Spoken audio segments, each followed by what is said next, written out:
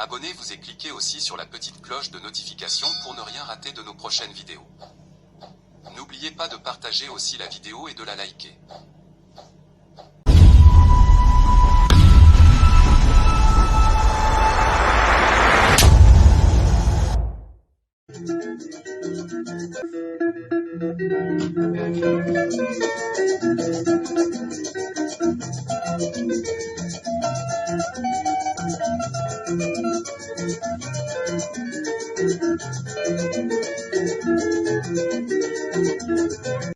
Bonjour, suivez Afro Congo News Sport.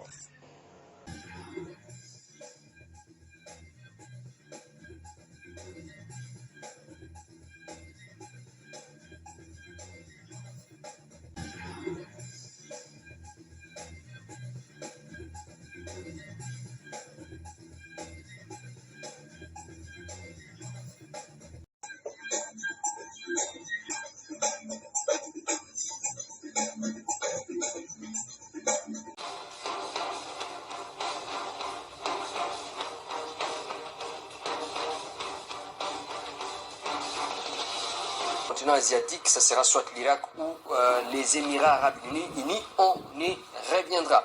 Nous évoquerons également Lili Kokash Ligue 1 avec un vrai club qui est en forme, une équipe du TP Mazembe qui piétine un tout petit peu et le stade Dominique Diour suspendu qui est devenu un enfer pour d'autres formations et les football club féminin TP Mazembe qui est en demi-finale et qui croisera Force Armée Royale, les remakes de la dernière finale. Alors, on démarre avec les amis. Alain Salou, on avait une semaine très crispée, il fallait négocier d'abord au début de la semaine, le lundi dernier ici avec Joseph Bahati et les psychologues Kamba. On parlait d'abord de RDC Nigeria parce qu'on ne savait pas qu'on allait aller jusqu'au bout.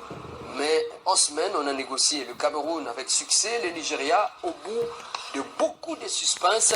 Et bien, au finish, la RDC parvient à cette étape qu'on attendait depuis longtemps. C'est une équipe qui, petit à petit, a repris confiance après l'échec contre le Sénégal. Aujourd'hui, on peut un peu se frotter les mains à l'Essalut.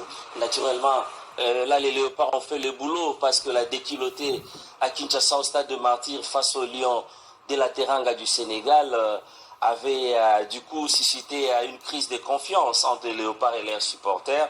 Mais maintenant, voilà, ces tournois des barrages est venu ressusciter la confiance entre l'équipe et ses supporters. Et pour en venir à cette finale face au Nigeria, ce sont les Super Eagles qui commencent fort. 3e minute et Franck Oneka ouvre le score après un ballon mal renvoyé par Arthur Maswaku et le ballon est allé mourir au fond de filet. Mais regardez le comportement, la réaction côté Léopard, pas de panique.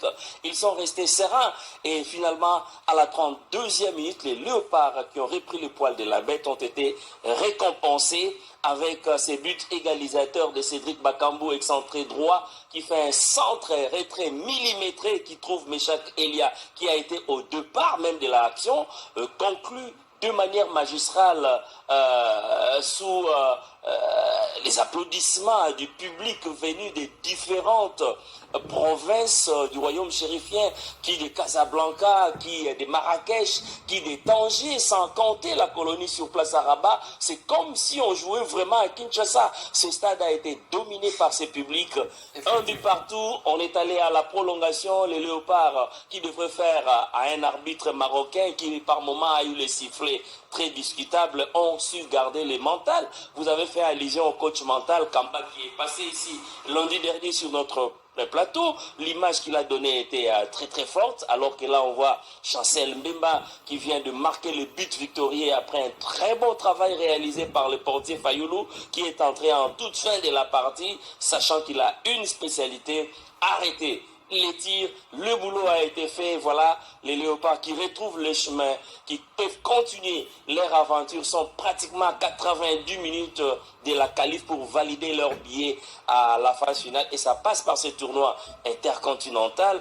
Encore faut-il que la publication en octobre ici soit très favorable pour les Léopards, 12e africain et puis 60e mondial, qui pourront gagner quelques rangs.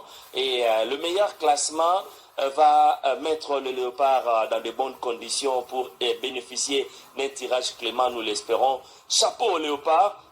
Chapeau à tout le monde, au staff technique qui a concouru pour ce franc succès qui était très attendu pour une équipe qui a bien presté, qui a sorti des grands jets.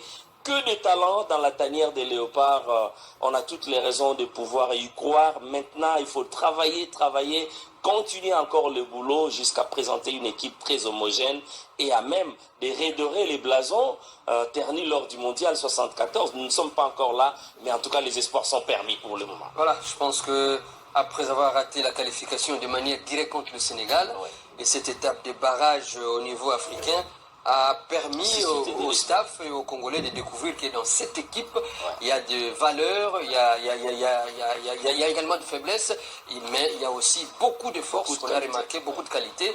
Allais-je dire, a-t-on remarqué lors de cette étape de barrage avec ces deux rencontres livrées, compte d'abord le Cameroun et le Nigeria. Gad Moukiakou, votre constat après ces deux rencontres jouées la semaine? Oui, tout à fait. D'abord, ce barrage était considéré, attendu comme un moment très important, d'autant plus qu'en dehors des 9 pays qui se sont qualifiés directement en Coupe du Monde, on savait que là, on était resté avec les 4 meilleures nations africaines qui étaient éligibles en phase finale de la Coupe du Monde de la FIFA 2026. Alors, on le savait que ça ne serait pas une compétition, mais une étape facile. Mais vous remarquerez que les adversaires de la RDC dans ces barrages ont été des nations qui sont mieux classées au niveau du classement FIFA. Et ce ne sont pas de n'importe quels adversaires, ce sont des adversaires qui, comme le Cameroun, a souvent été bourreau face à la République démocratique du Congo. La première victoire de la RDC contre le Cameroun remonte en 1998. Donc allez-y comprendre que on abordait cette étape de barrage africain avec beaucoup de sérieux, mais on ne peut pas dire qu'en amont, on pouvait avoir cette assurance-là. Mais seulement, bien que sur les papiers, la RDC n'était pas favori, on savait déjà qu'il y avait des qualités et que les Léopards étaient en mesure de faire face à tous ces adversaires. C'est ce qui a été vérifié. Ça a été une semaine, vous l'avez dit, très mouvementée, avec beaucoup de suspense. Et le déroulement même de ces deux matchs, vous constaterez que le suspense était resté entier jusqu'au bout. Alors, je commencerai peut-être par le match contre les Nigériens, celui d'hier, la finale. Donc, ici, on constate que les Léopards ont une première mi-temps quand même difficile, qui est marquée par ces buts très tôt du Nigeria qui déstabilise, on le sait, à chaque fois quand une équipe encaisse très tôt comme ça déstabilise mentalement et cela peut se répercuter au niveau même de... mais pour une fois, il faut saluer la mentalité des Léopards. Exactement. Donc, ils n'ont pas paniqué pour autant, ils sont restés sereins. Ah oui, on voit bien que c'est un effectif aujourd'hui aguerri des Léopards, en plus des individualités qu'on peut avoir, parce qu'il y a eu cette sérénité-là des Léopards qui ont remonté ces scores-là, bien que la première période de manière générale était un tout petit peu dominée par les Nigérias, mais ce but de Meshak Elia arrive au bon moment et permet à la RDC de remettre le pendule à l'heure. C'est ainsi que la deuxième période va commencer avec une autre allure. Je ne sais pas trop ce qui s'est passé à mi-temps, quel a été le discours de l'entraîneur Sébastien Desabre, mais une chose est claire, j'ai vu une deuxième mi-temps totalement dominée par les Léopards de la République démocratique du Congo, qui ont démontré un jeu exceptionnel avec des passes réussies, avec une circulation de balles, avec une conservation de balles qui a étonné plus d'une personne.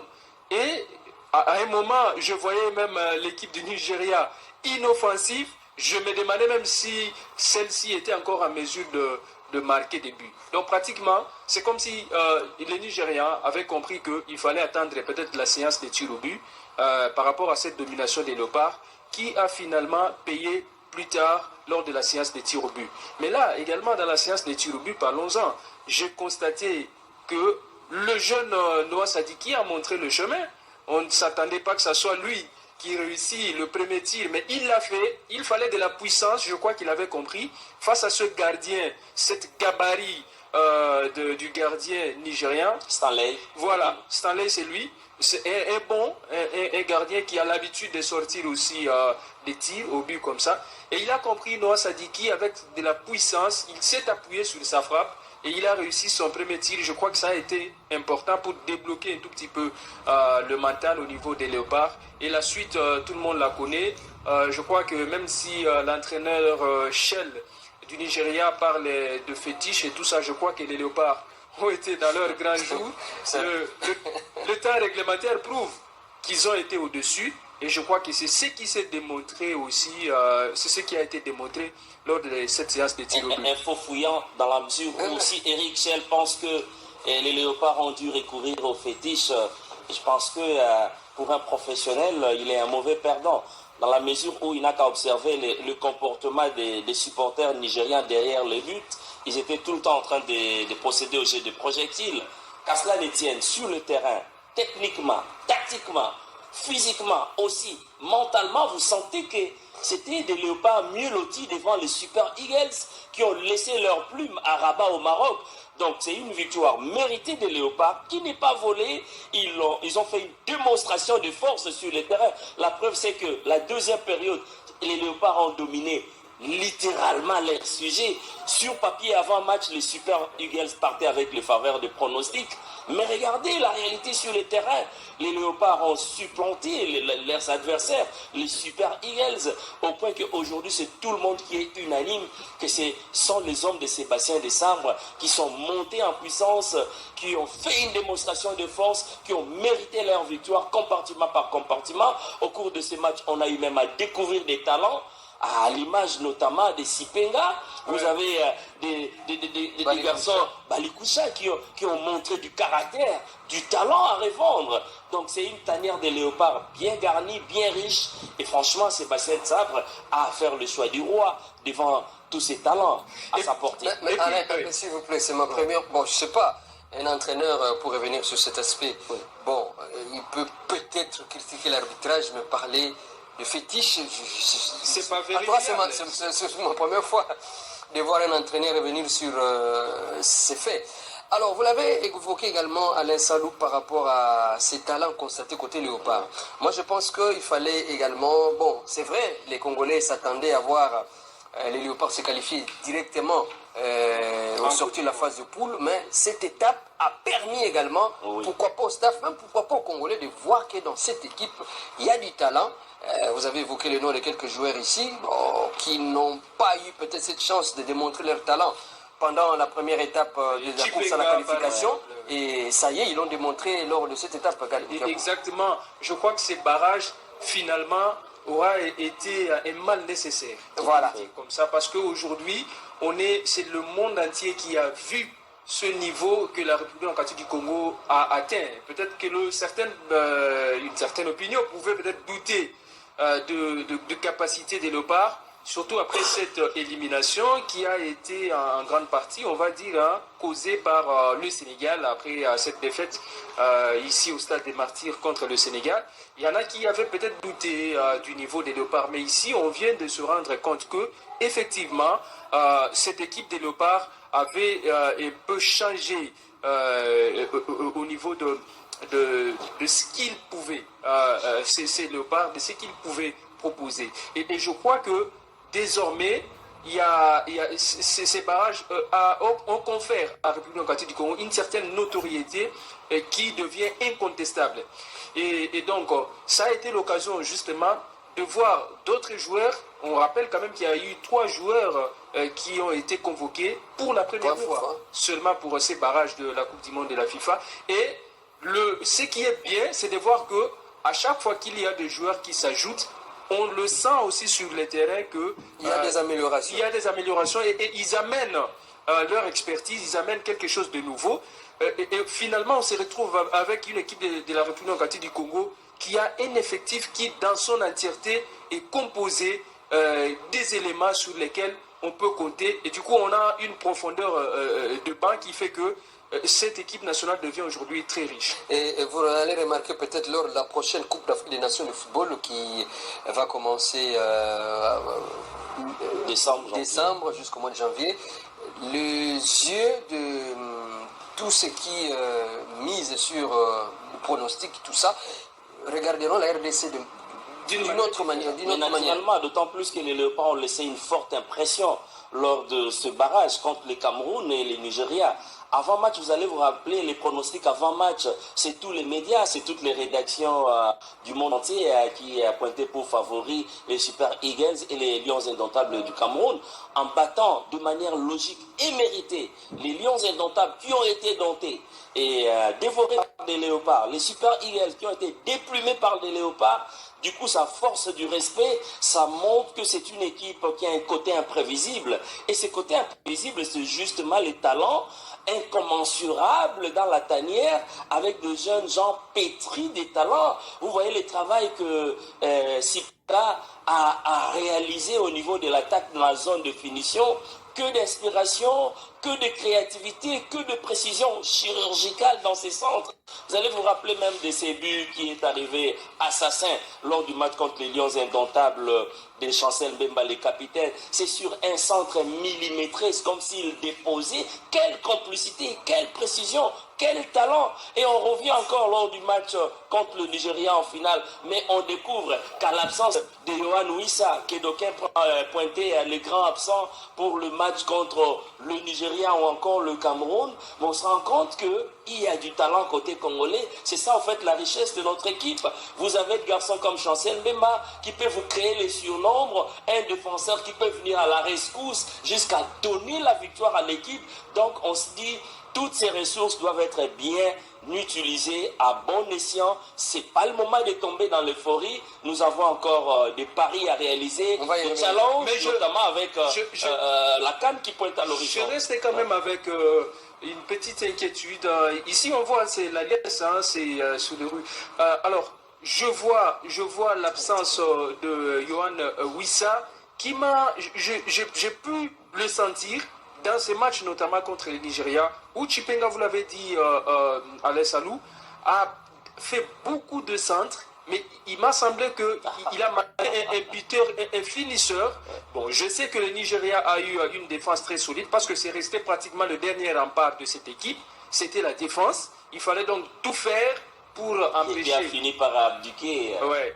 Mais en même temps, j'ai eu comme impression que nous avons manqué quelqu'un qui pouvait donc finir toutes ces actions-là et avoir beaucoup plus de buts contre le Nigeria. Mais bon, on va quand même se réjouir parce que cette manière avec laquelle les Léopards ont gagné a donné plus de joie, pourquoi pas. Voilà, cette joie, on a remarqué partout à travers le pays, que ce soit à Goma, à Kinshasa, avec des images qui nous rappellent lorsque les Léopards avaient gagné les CHAN en 2009 et 2009-2016. Voilà, ce sont des images qui frappent et qui témoignent cette confiance qui avait échappé un peu après la défaite ici à Kinshasa contre le Sénégal. Les supporters des fans des Léopards en délire avec ces exploits, ces grosses performances sorties par les Léopards, et du coup ça a aidé les Congolais à pouvoir s'oublier, à pouvoir oublier tant les problèmes, les maux qui nous rongent, notamment cette guerre injuste nous imposée à l'est du pays. La corruption aussi. Un véritable moment de communion de la population, et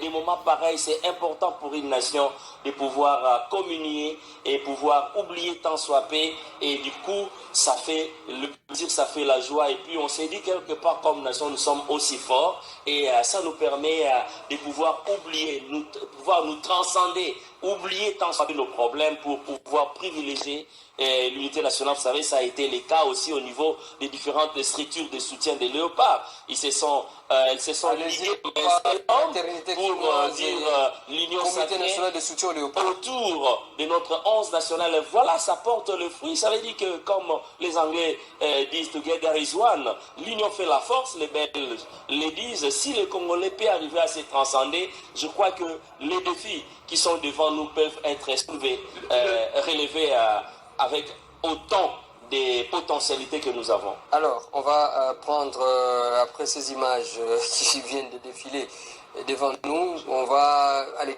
un petit mot rapidement, très rapidement. Je ne peux pas ne pas rester donc sans mots devant ces images qui parlent, parce que c'est un peu partout, dans n'importe quel quartier, même chez moi, on a été obligé de se coucher très tard parce que on ne pouvait pas. Sortir On était obligé. Il n'y avait pas moyen parce que bon, on ne doit pas se voiler la face. On est là en tant que journaliste, mais en même temps, en tant que Congolais, on s'est senti vraiment très très honoré et dans la joie totale après ces barrages remportés par les léopards de la République démocratique du Congo.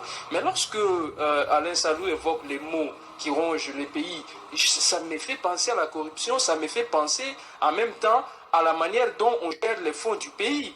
Dans un pays comme celui-ci, où la jeunesse n'attend qu'une orientation, un encadrement, que l'on puisse investir sur elle, c'est quand même étonnant de voir, d'apprendre et de savoir qu'il y a des millions de dollars qui sont gâchés, qui se volatilisent, que l'on utilise, on ne sait pour quelle fin.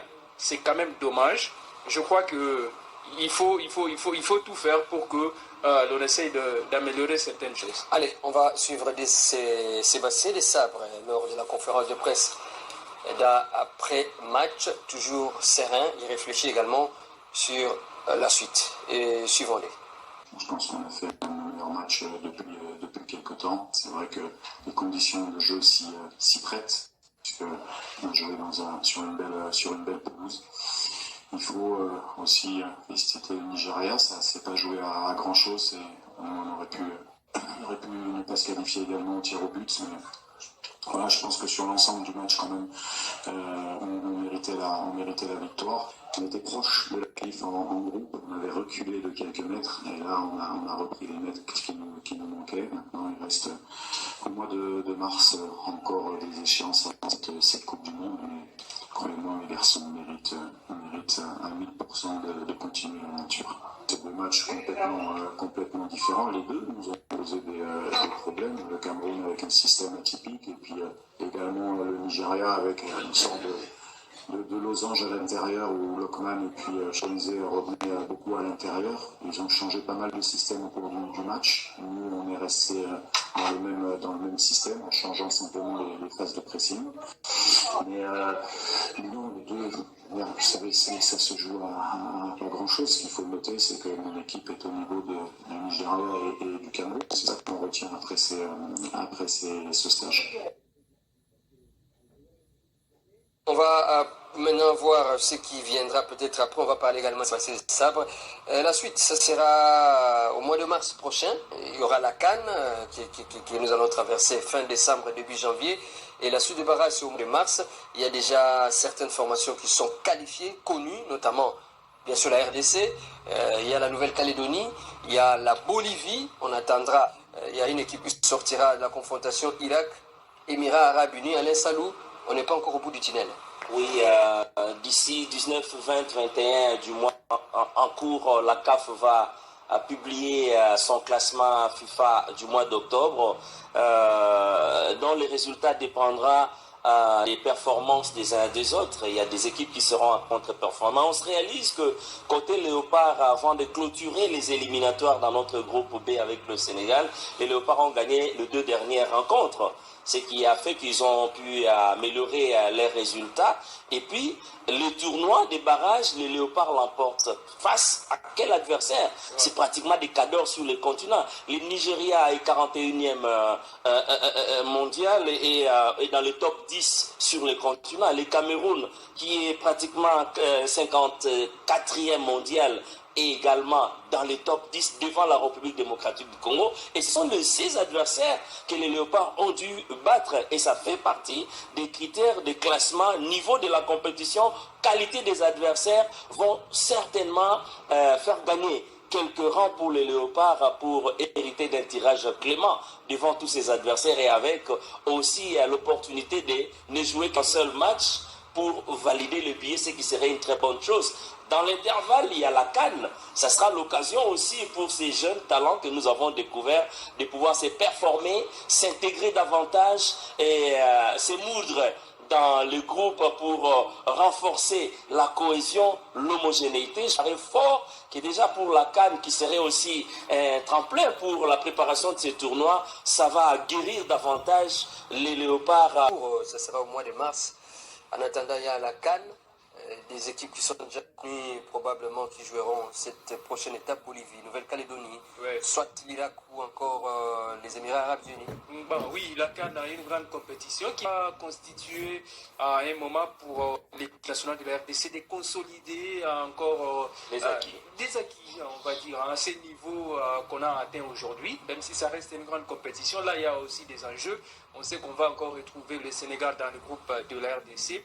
Mais ce qui est bien, c'est que l'effectif qu'on a aujourd'hui permet à la République démocratique du Congo, en fait, d'avoir une équipe solide à long terme, on va dire. Et les barrages intercontinentaux, c'est vrai, on doit le dire, ça ne sera pas aussi une mince affaire, ça sera aussi du lourd, mais bon, et ces léopards qui ont été suivis un peu partout dans le monde, vont retrouver certainement des adversaires bien préparés qui savent que devant eux, ils auront une équipe de la République démocratique du Congo qui a beaucoup de qualités, tant individuelles que collectives. Donc il faudrait que l'on puisse bien se préparer pour cette étape. Mais pour cela, je pense qu'on peut compter aussi sur le staff de la République démocratique du Congo, le staff technique qui est dirigé par Sébastien Desabre, qui est en train de démontrer une certaine constance dans sa manière de faire. On a vu sa gestion des matchs, de son effectif, et on peut voir qu'à chaque fois, il essaie d'ajouter certains éléments et il essaie comment les utiliser. Et je pense qu'on peut encore espérer cette qualification au terme de ces barrages intercontinentaux au mois de mars. Voilà, tout a été dit. On va croiser les doigts et attendre la CAN et la suite dans d'autres zones pour connaître enfin tous les qualifiés pour l'étape de barrage et croiser les doigts et arriver au mois de mars. Et Gix, vous le savez, pour permettre à la population de communier avec notre 11 national au regard de cet exploit, de cette performance, le gouvernement de la République, la présidence a fait que le léopard passe par Kinshasa et au stade de Martyr, c'était une fête populaire où la population venue des différents coins et recoins de la ville a pu communier au stade de Martyr avec l'équipe nationale. Ok, il faut noter également que ce dernier tournoi qualificatif se jouera essentiellement au Mexique.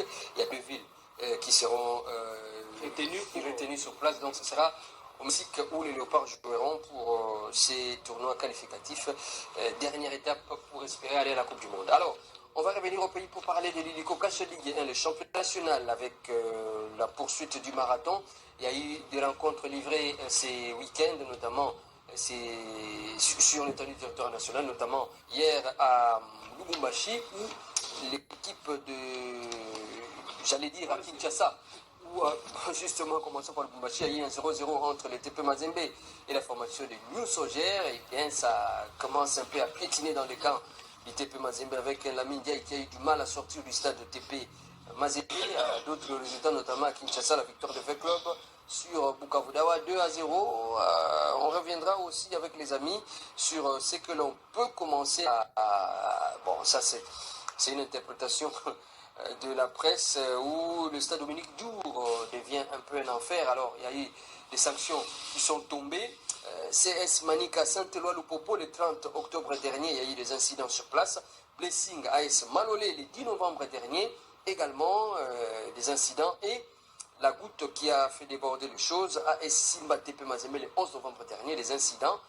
Chers amis, c'était quelque chose de trop.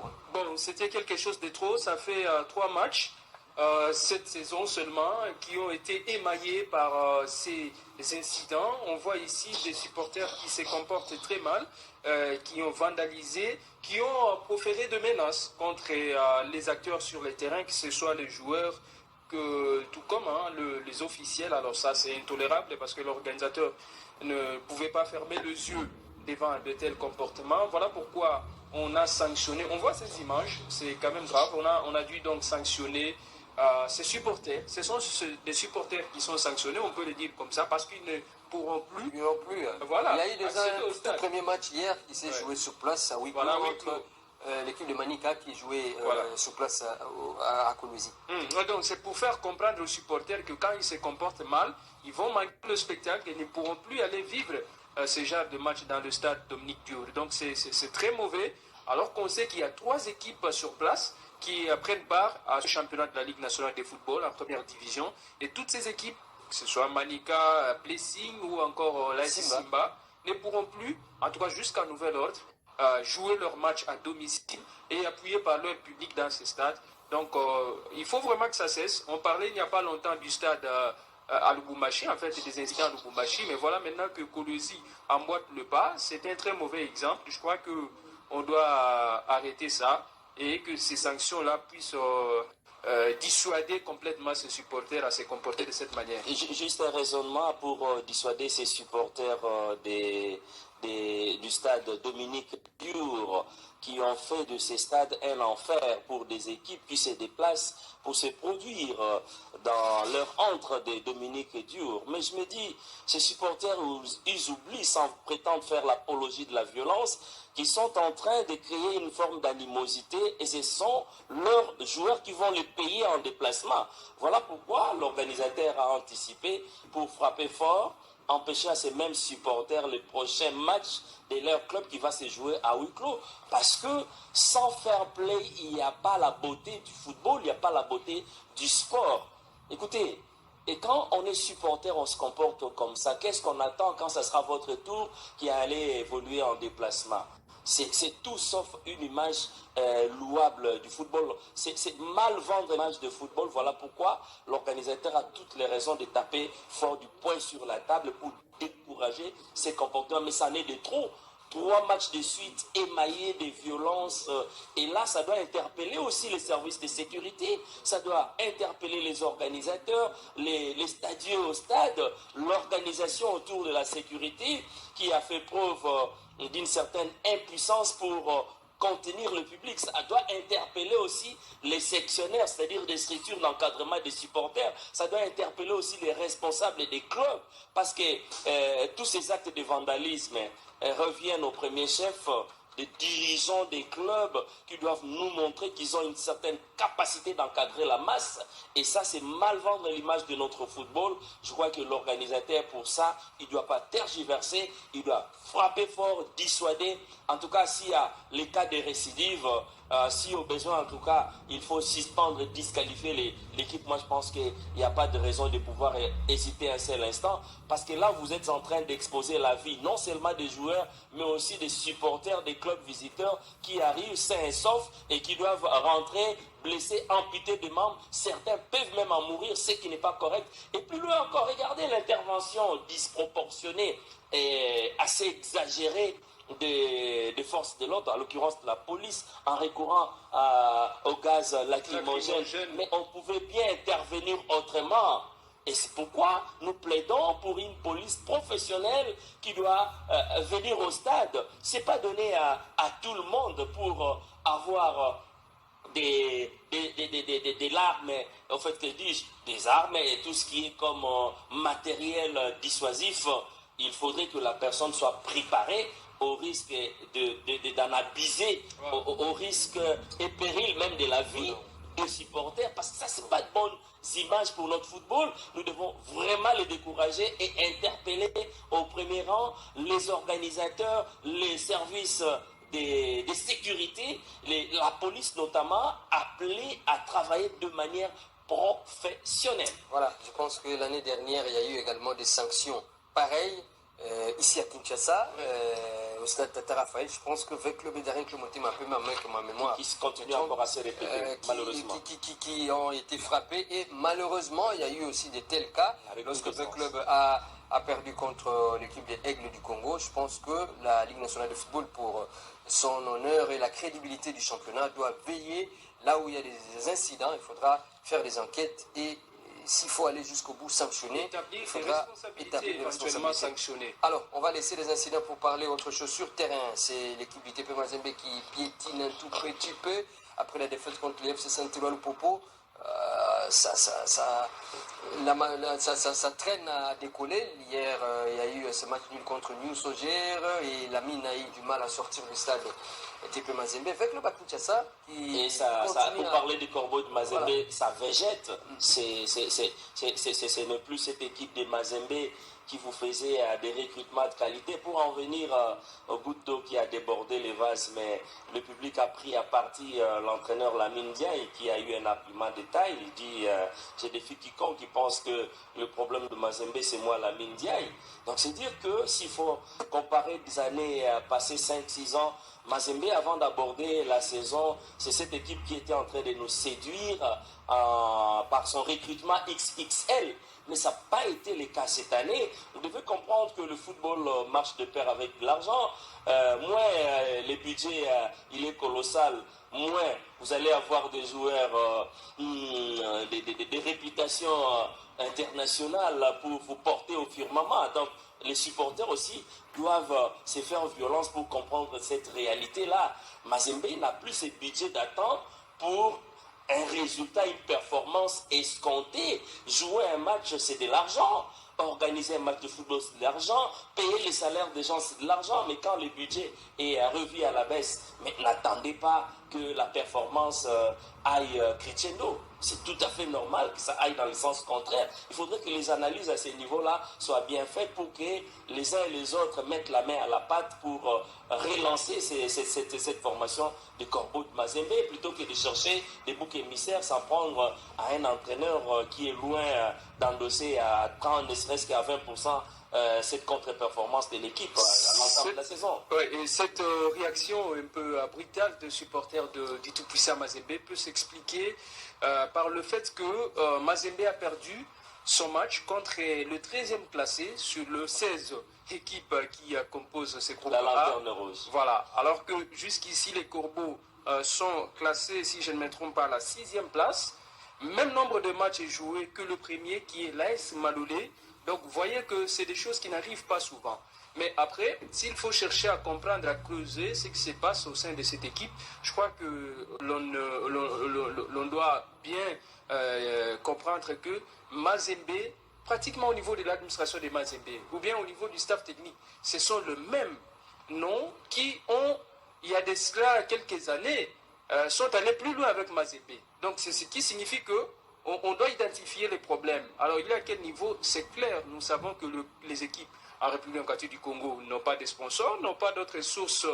Les coachs des présidents. Voilà, il n'y a que deux présidents. Mazembe ne mise plus sur de gros budgets. Voilà. C'était le cas il y a des années. Exactement. Et donc, il faut avoir un président qui soit dans une situation confortable, que ce soit politique et financière, pour que le résultat soit palpable. Mais aujourd'hui, on peut comprendre. Moi, je dois le dire, que Mazembe n'a plus ses soutiens peut-être qu'il avait avant. C'est ce qui peut expliquer que l'on ne puisse pas avoir le recrutement qu'on devrait avoir et que le résultat soit ce que l'on voit aujourd'hui. Mais c'est vrai que le souhait serait de revoir Mazembe, reprendre son niveau et qu'il puisse aller au niveau continental disputer toutes ces compétitions. Mais par contre, il faut saluer quand même des performances. Une équipe de l'ASV Club, par exemple, qui démarre bien sa saison. Le club qui a mal terminé la saison passée a essayé de pouvoir s'organiser.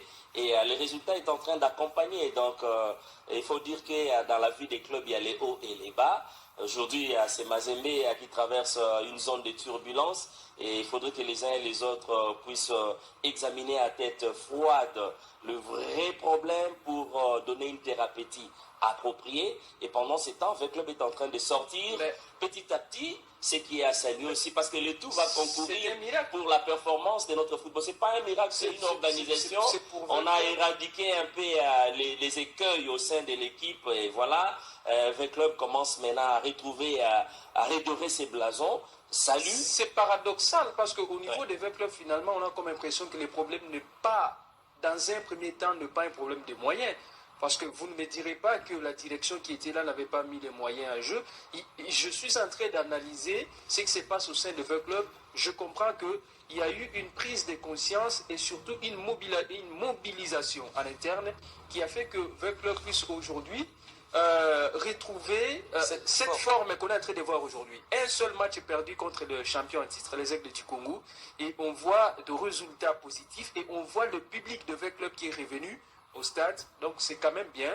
et attendons voir la suite. Voilà, moi j'ai été impressionné par ce public avant le match contre Aigle du Congo.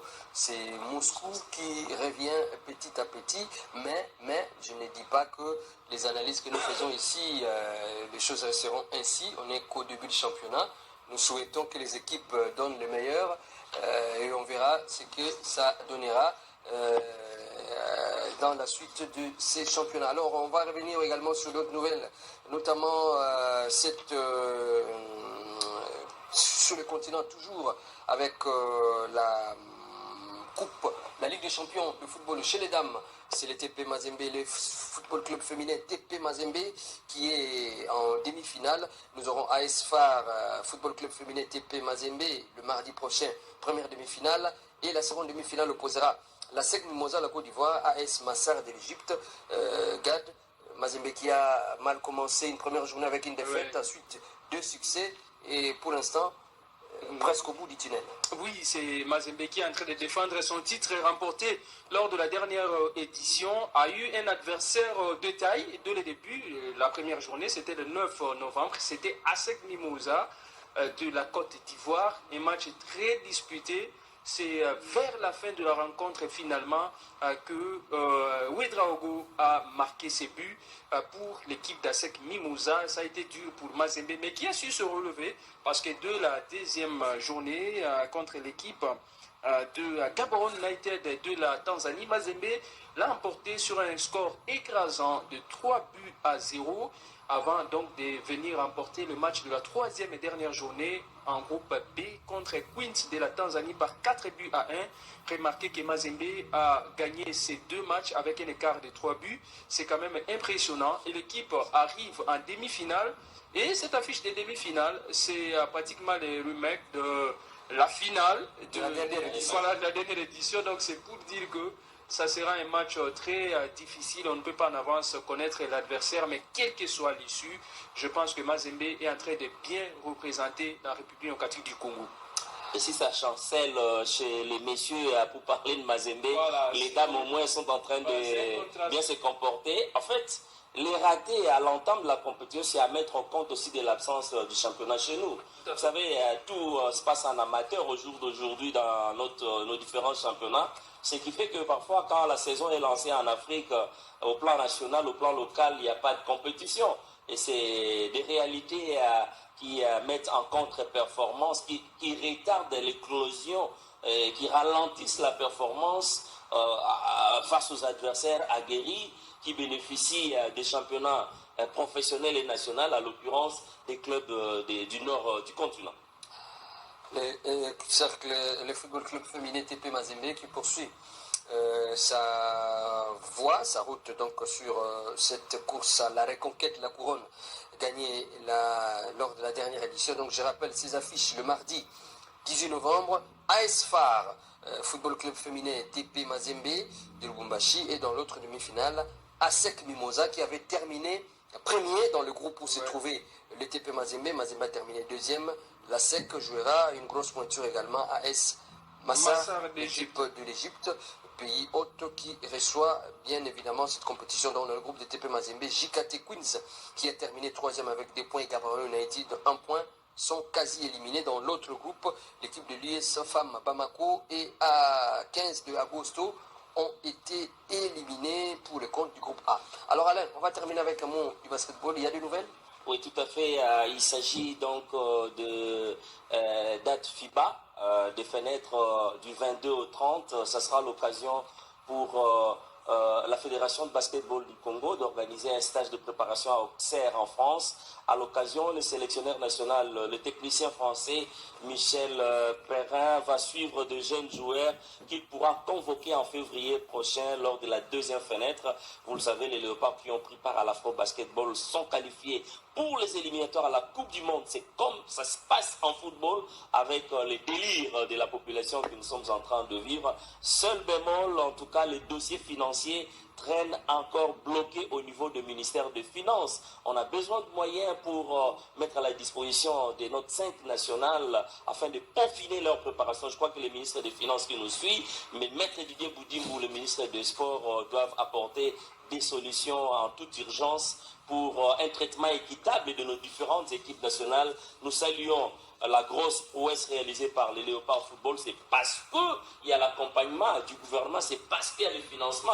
On doit faire autant pour d'autres sélections nationales, à l'occurrence les Léopards seniors, messieurs basketball, qui font partie aussi des références en termes de performances dans les disciplines, certaines disciplines au pays. Voilà, on rappelle donc aux amis qui viennent nous retrouver la qualification du Léopard pour la dernière étape, l'étape à 6 pour la course à la qualification à la Coupe du Monde. Jeudi dernier, RDC Cameroun 1-0 et c'est dimanche au tir au but, la RDC a écarté les Nigeria. La RDC porte à présent l'étendard de la CAF pour aller conquérir les tickets qualificatifs à la Coupe du Monde. On va y revenir dans nos prochaines éditions.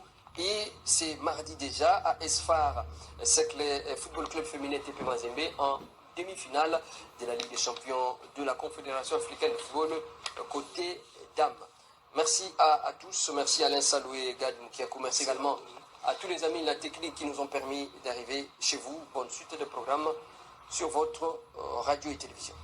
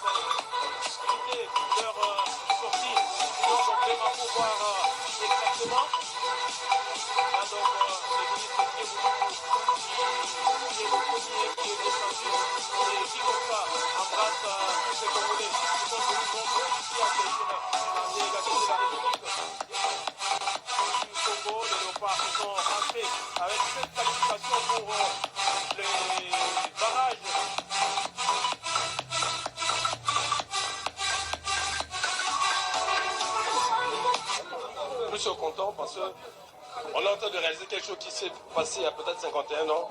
Nous sommes en train d'écrire l'histoire. Nous avons des héros qui sont nos héros qui sont en train de descendre. Ils sont en train de marquer l'histoire de ce pays. Et je pense que nous avons l'obligation de soutenir cette équipe qui se bat pour notre fierté. Aujourd'hui, qu'il soit à Goma, Bukavu, partout dans le monde, États-Unis, la France, la Suisse, la Belgique, tous les Congolais sont en fête. Donc, tout ce que je peux dire, c'est merci par rapport au soutien. Et surtout à nos pauvres, on doit les soutenir. Absolument, nous avons les honneurs, le comité de l'organisation de la Fédération congolaise de football avec à sa tête. Et cette victoire, c'est la victoire du peuple congolais. Le CONOF fait ses efforts en collaboration avec le gouvernement pour ramener toutes ces victoires. Et je pense que ce n'est pas encore fini, on continue. Avec le soutien de tout le peuple congolais, en tête le chef de l'État, le premier des Congolais. On a été surpris de voir les appels, de recevoir les appels de toutes les provinces de la RDC, même les provinces occupées, qui nous ont dit qu'avec cette victoire, ils se sont sentis réintégrés dans la grande République démocratique du Congo. Et cela est une...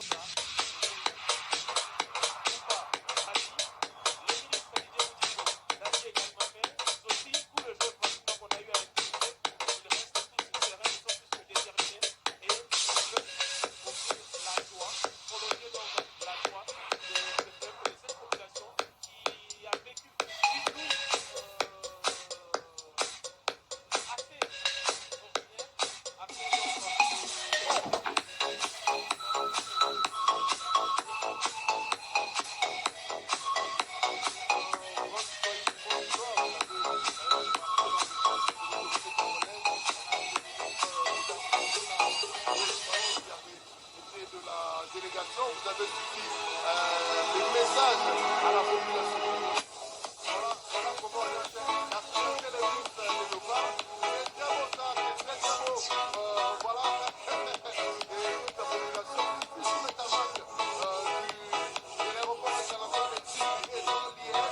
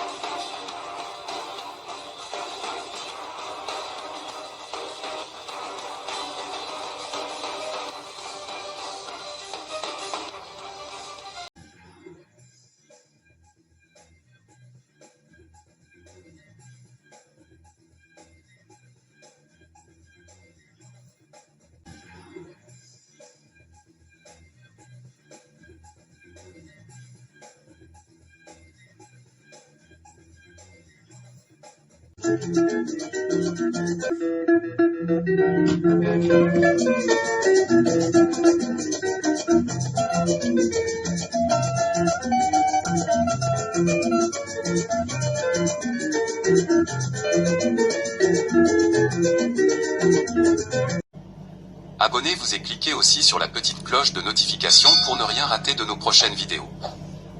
N'oubliez pas de partager aussi la vidéo et de la liker.